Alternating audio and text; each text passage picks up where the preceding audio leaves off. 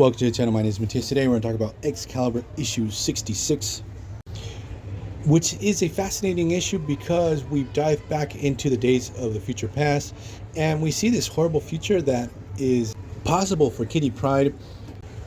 So without further ado, let's jump into this. So the story actually starts off, we have Kitty Pryde. She has been captured in the days of the future past future. Yeah, sorry, sounded sort of redundant there. It's sort of weird because it's an alternate timeline, but also a possible future for the main Marvel Universe. The thing is that she's under Ahab's custody, and he's trying to find a way to be able to use her. Ahab had a habit of capturing mutants and modifying them and using those mutants to hunt down other mutants. That's basically what he did with Rachel Summers when he converted her into one of his hounds. And Kitty Pryde was actually captured right after the moment when she sent Rachel Summers back to the past. Obviously, Rachel's main mission is to stop Days of the Future Past from coming into reality in the first place. So now what happens with Ahab, he decides to run this experiment on Kitty Pryde, and he actually fuses her with a Sentinel. And this actually leads to the birth of Widget. So that crazy time-traveling robot that we would see pop up recurringly in the series is a future version of Kitty Pryde. And due to the trauma and the programming of the Sentinel, Kitty's personality is buried deep within Widget. Now, I find this fascinating because during the Secret Wars crossover, the Hickman Secret Wars, we had the Kitty Pryde and Star-Lord miniseries. I think it was like 3 issues long, where at one moment of the story they needed like a variant of Kitty Pryde, and Widget jumps in to save the day. And I remember when I read that, I thought to myself, what the hell, this feels like a Deus Ex Machina. Widget isn't a variant of Kitty Pryde. But I had no idea about what had gone down in this particular issue about Widget's origins in the first place. So in the prior issues, Excalibur had gone to war against RCX, which was like an offshoot of Who.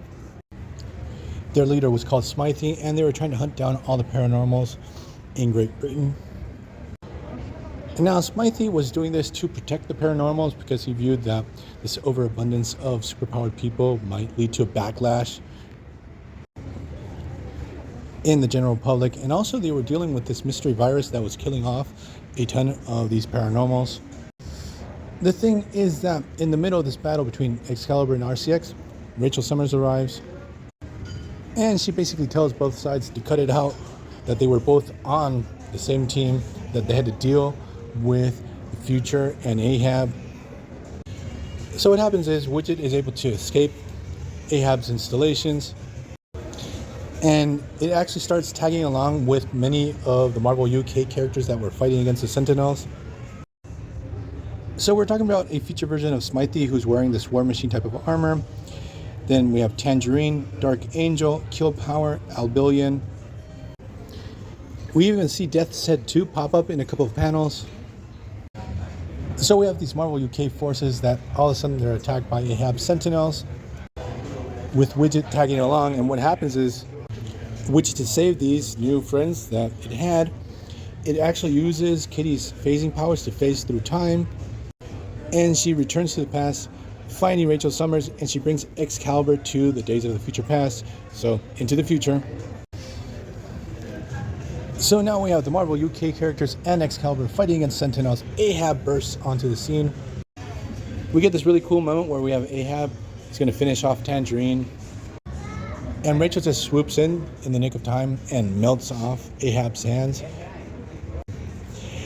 And during this moment of the story, it's sort of established that Ahab really hates Rachel Summers because it seems prior to making Rachel a hound, Rachel had really messed up Ahab, and that possibly all the body modifications that Ahab has are because of Rachel Summers, that she had messed him up at one moment during his history.